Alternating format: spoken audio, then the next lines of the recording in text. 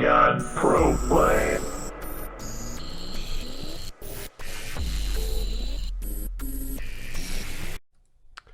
Hey, what's up, everybody? This is God Pro Play here. I just wanted to go into terror zones. Yeah. Um, this is actually a pretty interesting thing that Blizzard has introduced for Diablo 2 Resurrected. Now, it's not official yet, but I mean, I imagine it's going to go through on the next letter reset. So, questions to ask: what are terror zones? How do they affect gameplay? And should I care about them? Right. So, first off, we're gonna go into. Well, actually, let's just look at the notes here. So, terror zones.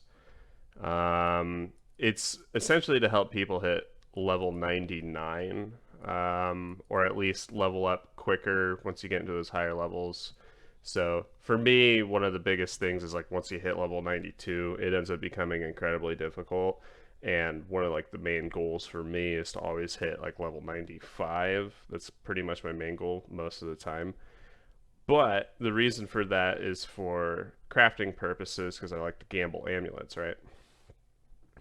Once I'm level 95, that can ensure that I'm always getting that I level 90 crafted amulet, right?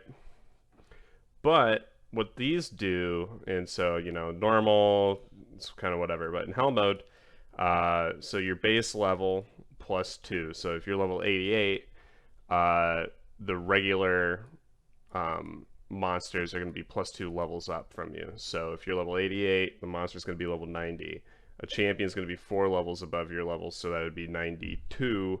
And then unique is going to be +5, which is going to be 93.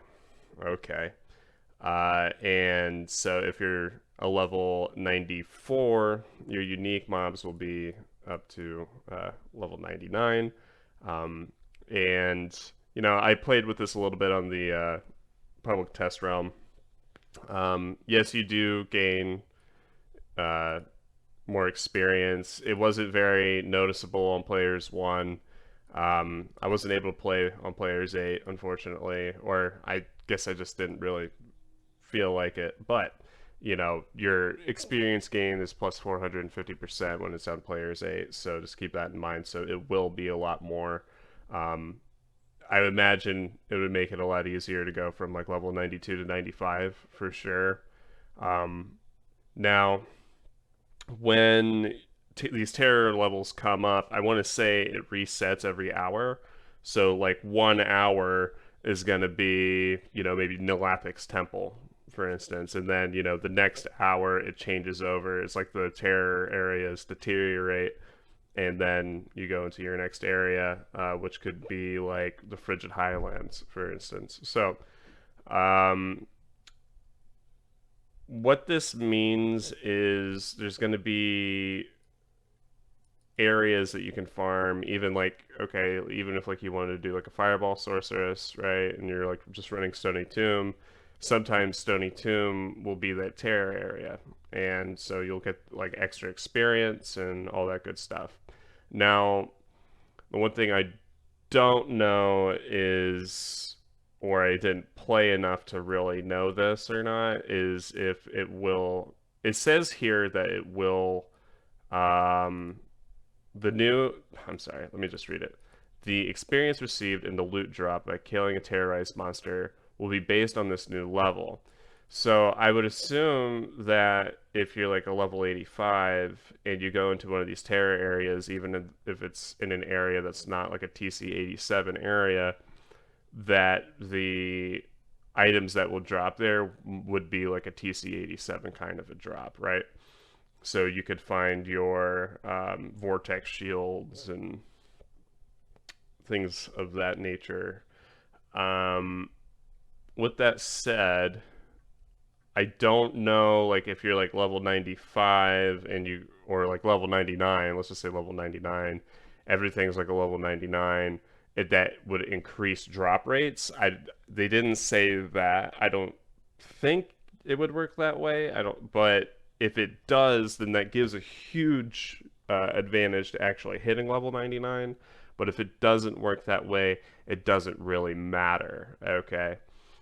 Um, now, the one thing that I wanted to say is, um, for crafting purposes, if you hit level 88, right? So the base monster level is like +2, champion is +4, and unique is +5.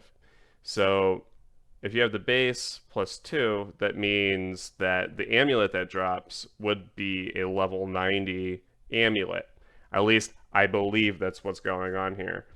Um, and then if you were to craft that into, the amulet you would need, if you go to Ariat Summit here, it's eye level by half plus the sea level by half. So if you're level 88 and then you had a level 90 amulet and you crafted it, it would be an eye level 89, which is not good, right? Like you're not going to get that crafted amulet you want. However, if you're a level 89 and you do the same thing, that amulet that drops is going to be eye level 91. You're going to be a level 89. You split those two together. Boom, that's an eye level 90 amulet, and it can get those mods that you want. And I think that's huge. Um, and then, obviously, if you are level 88, the champion packs go up +4 levels, so that would be level 90, an eye level 92 amulet that drops. So if you do find it off of a champion or unique monster as a level 88, you will also be able to craft those amulets. At least I'm pretty much positive. I'm like 95% sure that that's the way it'll work. So that's actually really good. That's actually pretty incredible. If you're a sorceress, right, you're farming Stony Tomb and you're a level 89 and you find an amulet, you can actually craft that. And I think that is pretty game changing. So, will it matter? Yeah, I think it'll matter a lot. I think it'll be pretty huge, this tear zone stuff, and if, like, for instance, if it hits Chaos Sanctuary for an hour, look for Chaos Sanctuary runs, right? So that you can level up a lot. And then, if it hits the Bale Throne Room, like do Bale, like get into a Bale run, start running that. Now, I think this will help. Well, depending on the areas, like if those items will be able to drop, like those TC87 items will be able to drop in certain areas, like Frigid Highlands, for instance. Characters like the Javazon and, the Hammerden become a lot more valuable. They're already ridiculously good for endgame play, but they become that much better because of their ability for clear speed. So keep that in mind. Hammerdens and Javazons will be a little bit better, which is pretty cool, I think. And especially for like areas that you can just like go to instantaneously, like even like Arachnid Lair, for instance, if you had a Blizzard Sorceress, that becomes a really nice spot. So I think it does change gameplay a decent amount. I don't think it makes it absolutely crazy, but I think the main thing is to notice what areas are terror zones when you get online, and if it's an area that you like to either farm or you know level up in, that like put your focus towards that for that time being. But that about concludes what I have to say about it.